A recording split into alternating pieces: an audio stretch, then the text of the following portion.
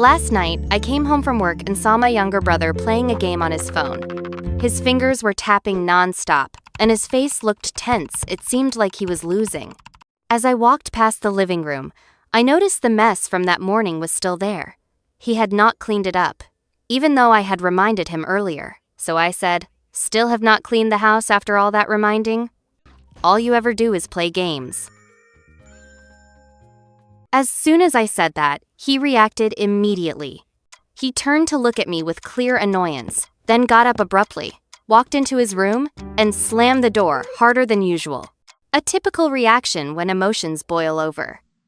If you were in my shoes, what would you have done? Most of us would instinctively rush in, open the door, say a few more things, and try to get to the bottom of it.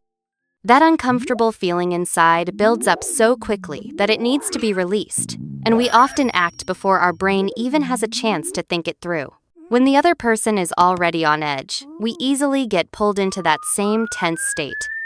Both nervous systems get triggered at the same time, and the atmosphere in the house heats up fast, even if it all started with something very small.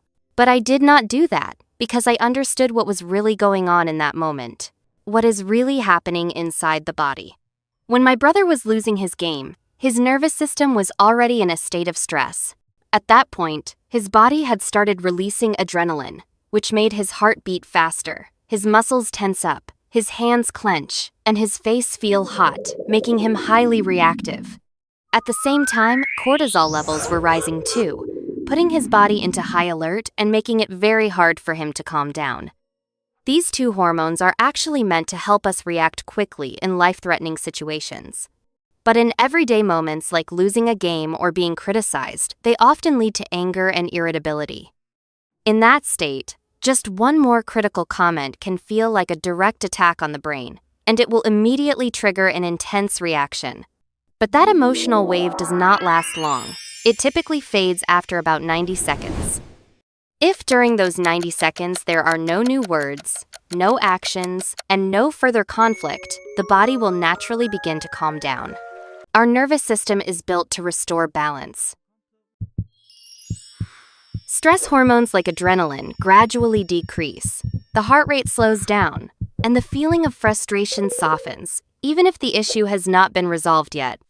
Why does anger last longer? Each wave of anger usually only lasts about 90 seconds. But the problem is, we rarely let those 90 seconds pass without reacting. When we see someone else reacting irrationally, we tend to fire back immediately. We say more, try to explain ourselves, or push to prove who is right. And every one of those actions reignites a new wave of tension. So the 90-second timer keeps getting reset over and over again, making the anger drag on because it is constantly being refreshed. In that situation with my brother, the fact that I did not open his door or say another word meant I did not add any new fuel to the fire. I gave that first wave of tension the chance to settle, just as the nervous system is naturally designed to do.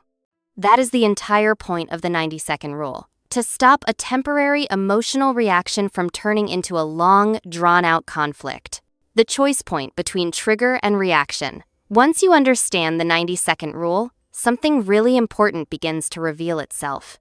Between the moment you get triggered and the moment you react, there is always a very brief space, a moment of choice, where things can go in a completely different direction. In my case, with my brother, right after he slammed the door harder than usual, I stood at a crossroads. I could have opened the door and kept talking, or I could stop right there. Most people do not notice this moment. As soon as that uncomfortable feeling shows up, they act on it right away. The mouth moves before the mind catches up. The reaction comes before awareness.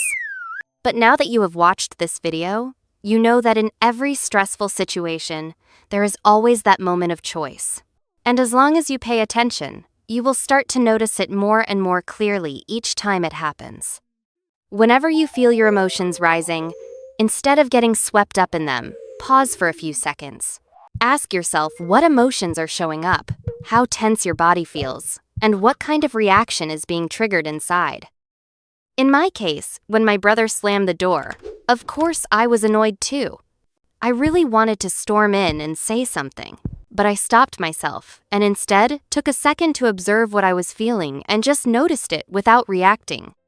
That short pause helped me avoid getting carried away by emotion. It gave me the space to choose whether I wanted to trigger another round of tension or not. The observing self. Emotional immunity. Once you are able to pause for a few seconds at that moment of choice, something very interesting starts to happen. You are no longer completely in the emotion. You start to see your emotion happening. Instead of saying, "I am angry," you notice, "There is a feeling of anger inside me." They may sound the same, but these are two completely different states of mind. When you say, "I am anger," you are fully caught in it. Every thought, every word, and every action is driven by that emotion. But when you say, "I am experiencing anger," you are stepping slightly outside of it. You still feel uncomfortable, but the emotion no longer takes over your entire being. You have the power to set it aside if you want. This observing self is like a safe inner space within you. From that place, you can see your emotions come in, build up, and then fade away, as long as you do not keep feeding them with more words or impulsive actions. That is why some people seem so calm, even in stressful situations. It is not because they do not feel anything. It is because they are used to observing rather than getting pulled into it. This ability is not something you are born with. It is built through repeated practice by pausing often and simply noticing what emotion is happening inside you at that moment. And when you become used to observing your emotions like this, you begin to develop a special kind of emotional immunity. Not that you stop getting triggered, but you stop getting triggered in ways that hurt yourself or others. Am I just letting people walk all over me? At this point, many people wonder, if I keep pausing like this, am I just letting things slide? If I do not say anything right away or respond strongly, will the other person think they are right and just keep doing it again? Actually, pausing does not mean you are ignoring the issue. It just means you are choosing not to deal with it through tension and stress. When both people are heated, continuing the conversation rarely helps. In fact, it usually makes everything worse. By the end, who was right or wrong no longer even matters. In the case with my brother, the fact that I did not say anything more in that moment did not mean I let it go. It just meant I chose to talk about it later, when we were both calmer. Once the emotions have cooled, that same issue can be discussed calmly, or even with a little humor. When you look at it from this angle, you will see that in most relationships, every problem has multiple ways to be resolved. The only difference is whether you choose to solve it through tension or through peace. Seeing difficult people as emotional trainers. Once you become familiar with pausing and observing your emotions, here is another powerful way to keep your emotional balance. Change how you see the difficult people around you. They are no longer just frustrating, they become emotional trainers, helping you see exactly where you are, still vulnerable. They are your test. The boss who criticizes you is testing how well you stay calm under pressure. The relative who keeps snapping at you is tapping into your need to feel heard. The person who mocks you may be touching on insecurities you have not worked through yet. Just like in fitness training, the exercises that hurt the most usually target the muscles that are the weakest. It is the same with emotional growth. The most annoying people in your life are often the ones who show you exactly where you still get triggered too easily. When you look at them this way, you are no longer in the role of a victim. You shift into the mindset of someone who is benefiting. When you begin to respond with awareness and reflection instead of defensiveness and avoidance, your emotional strength grows quickly. Changing how you respond to everything. Not every negative situation needs to be endured. In fact, most negative situations can be flipped into something positive if you change the way you show up in them. Take a super common example, being stuck in traffic. Your first instinct is probably frustration, impatience, and stress because you are running late. But if you cannot make the cars move any faster, you still have other choices. You could treat it as a rare few minutes to sit still. You could look around at the neighborhood you usually rush past. Listen to a song you love. Maybe even strike up a chat with the cute guy sitting next to you. Still traffic, but a totally different experience.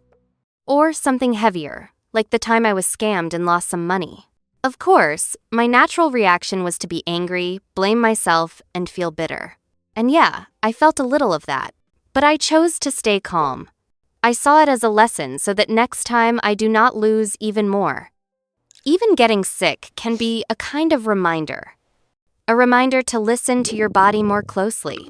Not every situation is fun, but how you respond to it can make it feel much lighter or much heavier. When you start to see life this way, you stop asking, "Why is this happening to me?" and start asking, "What can I learn from this, and how can I grow?" And that shift from resistance to understanding is what helps you get through tough things without being crushed by them. The practice roadmap. So now you know quite a bit about how emotions work and how to manage them. But knowing is not enough. What really matters is practice. So how do you practice? Here is a roadmap you can follow.